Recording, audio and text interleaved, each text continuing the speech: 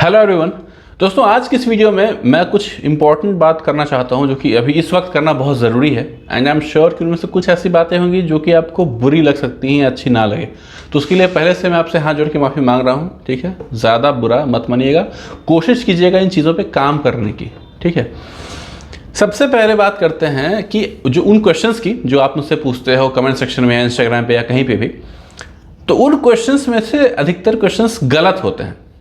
और मैंने कई सारी वीडियोस बनाई, पॉइंट आउट करते करते मैं थक गया कि ये सारे क्वेश्चंस जो है इनवैलिड हैं, सही नहीं हैं। स्टिल आप बार बार सेम क्वेश्चंस करते जा रहे हो। एग्जांपल के तौर पे बहुत लोग पूछते हैं कि भैया मैथ्स के लिए बेस्ट एजुकेटर कौन से होंगे, किससे पढ़ें कि सिलेक्शन हो जाए। ये क्वेश्चन ही गलत है। आंसर देना तो मैं क्या दूं इसका, ये क्वेश्चन ही गलत है। कोई बच्चा है, एस्पायरेंट है, उसने बचपन से किस तरीके से पढ़ा है, उस हिसाब से उसका एक लेवल बनता है। और उसके लेवल के लिए कौन सा टीचर बेस्ट होगा, जिससे उसको पढ़ना चाहिए, जिससे उससे पढ़ के उसका इंप्रूवमेंट होगा, ये डिटरमाइन किया जाता है उस लेवल के बेस पे, ठीक है। तो आपका क्या लेवल है ये मुझे नहीं पता है बिल्कुल भी, ठीक है। या फिर 5 मिनट बात करने से भी मैं पता नहीं कर सकता हूँ कि आपका लेवल एक्चुअल में क्या है। तो मैं कैसे आपको सजेस्ट कर सकता हूँ कि आपके लिए बेस्ट एजुकेटर कौन सा होगा। ऐसा हो सकता है कि कोई एक एस्पायरेंट है जिसने टीचर नंबर 1 से पढ़ा, उससे सिलेक्शन नहीं हुआ, फिर टीचर नंबर 2 से पढ़ा, उससे पढ़ के सिलेक्शन हो गया। और ऐसा भी हो सकता है कि कोई ऐसा बच्चा है जो टीचर नंबर 2 से पढ़ा, उसका सिलेक्शन ना हुआ, टीचर नंबर 1 से पढ़ा, फिर उसका सिलेक्शन हो गया, ठीक है। कुछ ऐसे टीचर्स हैं, मान लीजिए जिनका मार्केट में नाम है, 4-5 टीचर्स हैं जो पॉपुलर हैं, तो हम लोग का ध्यान पहले उन्हीं पर जाता है, ठीक है। तो वही आपको भी करना है कि पहले तो उन सारे की वीडियोस देखिए, आपका जो भी स्तर है उसके हिसाब से कौन आपको सही लग रहे हैं जज कीजिए। ये असेसमेंट आपको खुद करना है, कोई आपको हेल्प नहीं कर सकता, ना मैं, कोई और, कोई भी नहीं, ठीक है। और अगर उन 5 में से भी आपको ऐसा फील हो रहा है कि हाँ इससे मुझे बहुत अच्छे से समझ में आ रहा है, या फिर बहुत मजा आ रहा है पढ़ने में, या आपको ऐसा लग रहा है कि हाँ इनसे पढ़ूंगा मेरा सिलेक्शन हो सकता है, इतना जज कर पाते हो, तो 5 में से किसी एक का कोर्स ले लो। और ऐसा भी जरूरी नहीं है कि उन 5 में से किसी न किसी एक का कोर्स आपको पसंद आ ही जाए या पढ़ने का तरीका अच्छा लग ही जाए, कोई जरूरी नहीं है। तब आप लोग क्या सोचोगे, अरे यार मैक्सिमम बच्चे तो इन्हीं से पढ़ रहे हैं, इन्हीं 4-5 टीचर से, तो मुझे भी ना अगर पसंद ना भी समझ में आ रहा है फिर भी पढ़ना तो इन्हीं से चाहिए अगर सिलेक्शन लेना है तो।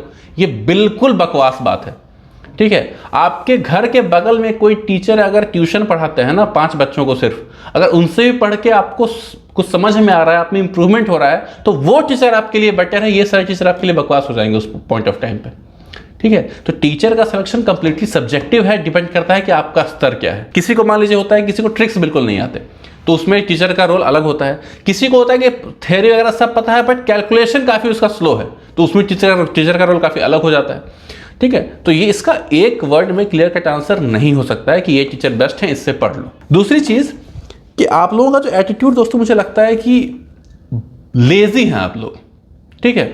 आप अच्छा ऑनेस्टली बताइएगा, क्या आपको पता नहीं है कि सीजीएल कैसे निकलेगा, कैसे क्लियर होगा? आप सब लोगों को बेस्ट से बेस्ट स्ट्रेटजी पता है, बेस्ट एजुकेटर्स ने आपको बता दिया है स्ट्रेटजी, टॉपर्स ने बता दिया है स्ट्रेटजी। कई सारे मतलब हजारों वीडियोस आपको मिल जाएंगे, कई सारे लोग आपको फेस टू फेस मिलकर उन्होंने शेयर किया होगा आपको स्ट्रेटजी। स्टिल आप बहाने बना रहे हो ना पढ़ने की। क्या मुझे तो कोई गाइड ही करने वाला नहीं है, सही से मैं पढ़ रहा हूं कि नहीं, मतलब समझ में नहीं आता है, कोई आसपास तैयारी करने वाला नहीं, से बात भी, मतलब बस एक्सक्यूज दे दे के आप टाइम पास कर रहे हो बस, ठीक है। सोच रहे हो कल से पढ़ूंगा, कल से अच्छे से पढ़ूंगा, कल से अच्छे से पढ़ूंगा, परसों से मौक दूंगा, परसों से मौक दूंगा, बस ये बोल बोल के अपना दिन काट रहे हो आप, ठीक है। ये बुरा लगेगा आपको कि बिल्कुल सच बात है। आपने मुझे बताइए कि पिछले 7 दिन में कितने दिन आपने हर दिन 8 घंटे से ज्यादा पढ़ाई की है आपने, 8 घंटे कम से कम पढ़ाई की है आपने। तो मेहनत करना ये कंप्लीटली आप पे है दोस्तों, ठीक है। इसमें कोई आपको ना, आपके इवन आपके जो क्लोजेस्ट मेंबर है, पापा मम्मी तक आपको हेल्प नहीं करेंगे। मेहनत करना है कि नहीं वो आपको डिसाइड करना है, और एक्चुअली में करना है कि नहीं, ठीक है। जब एक तो प्लान तो हम सब लोग बना लेते हैं कि हाँ भाई करना है, बिल्कुल मेहनत करना है अच्छे से, बट जब एग्जीक्यूशन का टाइम आता है तब यार थोड़ा सा कुछ रील देख लेते हैं, कुछ स्ट्रैटेजी के वीडियोस देख लेते हैं, उसके बाद थोड़ा सा क्रिटिसाइज कर देते हैं सरकार को, तब उसमें थोड़ा टाइम पास हो जाएगा। उसके बाद थोड़ा एजुकेटेड लोग को गाली दे देते हैं, उसको थोड़ा सा मजा आ जाएगा थोड़ा सा। तो यही सब कर करके टाइम वेस्ट कर रहे हैं, और जो चीज करनी चाहिए वही नहीं कर रहे हैं। जो अभी का सबसे बड़ा प्रॉब्लम मुझे लगता है वो है यूट्यूबर्स का समंदर। अभी ऐसा हो गया है ना कि अभी मतलब हर दूसरा आदमी यूट्यूबर बनना चाहता है, ऐसा हो गया अभी एसएससी फील्ड में। तो ये चीज़ देख रहा हूँ मैं कि जिसका भी सिलेक्शन हुआ है हर कोई यूट्यूबर बनना है भाई, कि जॉब तो जॉब, यूट्यूब करना है। और इवन मुझे कई सारे रिक्वेस्ट आ गए होंगे, भाई मेरे चैनल थोड़ा प्रमोट कर दो, मैं यूट्यूबर हूँ, अभी शुरू मैंने किया है, मैं गाइड करता हूँ स्टूडेंट्स को। मतलब हर दूसरा आदमी यूट्यूबर है आज के टाइम में, और आज के टाइम में इतना कंफ्यूजन भर गया है अब, ठीक है, कि हर कोई आपको ज्ञान देने में लगा हुआ है, ठीक है। और तो और मतलब क्या है कि जो लोग सेलेक्ट हो गए हैं वो लोग बातें करें तो वो समझ में आता है। कमेंट सेक्शन वगैरह में देखता हूँ, कमेंट सेक्शन में क्या होता है कि अलग ही वहाँ पे ग्रुपिंग चल रही है। मतलब जिसने प्री भी नहीं निकाला है वो किसी को सजेस्ट कर रहा है कि भाई तुम जीके पे ज़्यादा फोकस मत करो, जीके में बस इकोनॉमिक्स और हिस्ट्री पे फोकस कर लो, पॉलिटी पे, और उसके बाद इंग्लिश में तुम आ जाओ, वो कैब में जरा टाइम दो ज़्यादा, हर दिन 20 मिनट या 25 मिनट वो ऐसा ज्ञान दे रहे हैं, उनका प्री भी नहीं निकला है। ये चीज़ बहुत धड़ल्ले से हो रही है, और हम लोगों का क्या है ना कि हम लोग इस चीज़ को लेकर कंफ्यूज हो जाते हैं। जो भी हमें अटेंशन दे दे, भाव दे दे, हम लोग पागल हो जाते हैं कि भाई अब जो बोल रहा है यही सही है। अगर मैं किसी वजह से आपको रिप्लाई नहीं कर पाया तो मैं आपका दुश्मन हो गया, और किसी इंसान ने जिसको कोई आइडिया नहीं है, बस उसको ज्ञान देने का शौक है, बोलने का शौक है, टाइप करने का शौक है, उसने आपको रिप्लाई कर दिया और जो कुछ भी लिख दिया उसको आप मान लेते हो, ठीक है। ये एक तरीके का डिग्रेडेशन है हमारे मॉरल्स में, जिससे बचना है हमें। इससे कोशिश कीजिए खुद को बाहर निकालने की। लड़कियों का अलग डिस्ट्रैक्शन चल रहा है आजकल, मतलब इश्कबाजी भी होती है कमेंट सेक्शन में, ठीक है। 50 लड़कों ने अगर बहुत संजीदा क्वेश्चन भी किए हैं, उसका रिप्लाई कोई नहीं करेगा। किसी लड़की ने कुछ कमेंट कर दिया, हाय सर आप बहुत अच्छे लग रहे हो, उसका 50 रिप्लाई दिया है लोगों ने। मतलब मैं मानता हूं कि ये एज वो है जिसमें आप थोड़ा सा डिस्ट्रैक्ट आप होना चाहते हो कई बार, या कि आपका माइंड, आपका बॉडी आपको थोड़ा डेविएट करता है, मानता हूं इस चीज़ को, लेकिन उसका भी एक तरीका है, ठीक है। आप इतना डेस्परेशन मत दिखाइए, वो भी सोशल मीडिया पे ओपनली पब्लिक के सामने, कि मतलब मैं क्या बोलूं यार। मतलब आप डिटर्मिनेशन की बात यहाँ पे हो रही है, ठीक है। आपको पता है किस हद तक यहाँ पे आपको एफर्ट करना है, कितना पेशेंस दिखाना होता है, कितना फोकस रहना पड़ता है, और खुद को बस फालतू में खुश करने के लिए ये सब काम कर रहे हैं सब।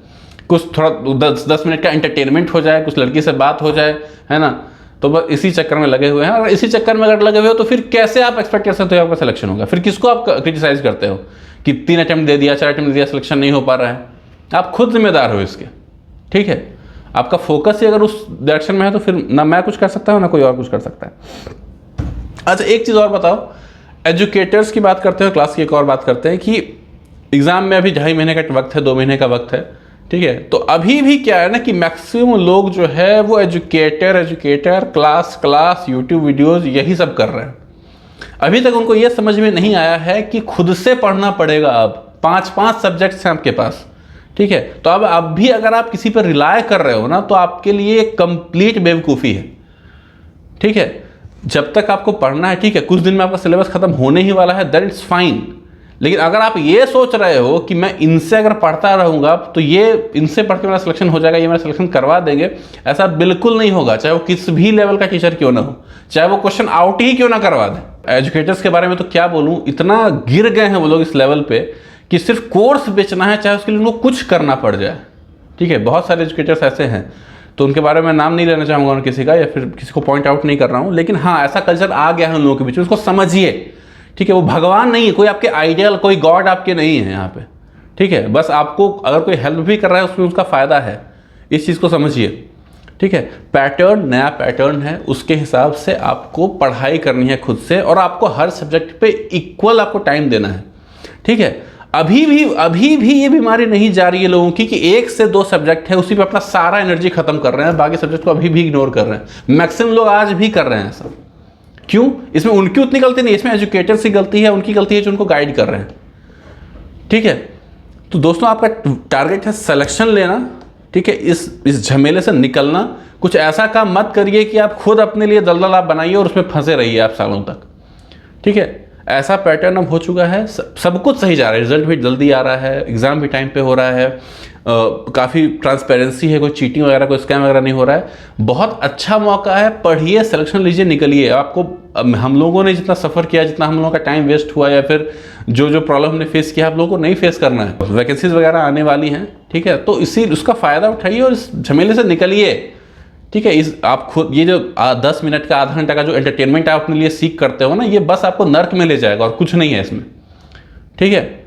और आपका सिलेक्शन नहीं होगा जिस दिन आपका रिजल्ट आएगा और आपका सिलेक्शन नहीं होगा, उस दिन आप किसी को ब्लेम करते रह जाइए, बट रीज़न सिर्फ आप हैं, कल्प्रिट आप हैं अपने सिलेक्शन नहीं, मतलब नहीं सिलेक्शन हुआ आपका, उसका ब्लेम सिर्फ आप पे जाता है, चाहे भले आपके एजुकेटर ने आपको गलत पढ़ाया हो, ठीक है, अगर गलत पढ़ाया तो आपने चुना उन्हें क्यों, आप ही पर ओनस आएगा, ठीक है। आपको रहने के लिए अच्छा जगह नहीं मिला तो आपने डिमांड क्यों नहीं की फैमिली में कि मुझे वहाँ रहना है, या फिर खुद अपने दम पे आप क्यों नहीं गए बाहर रहने।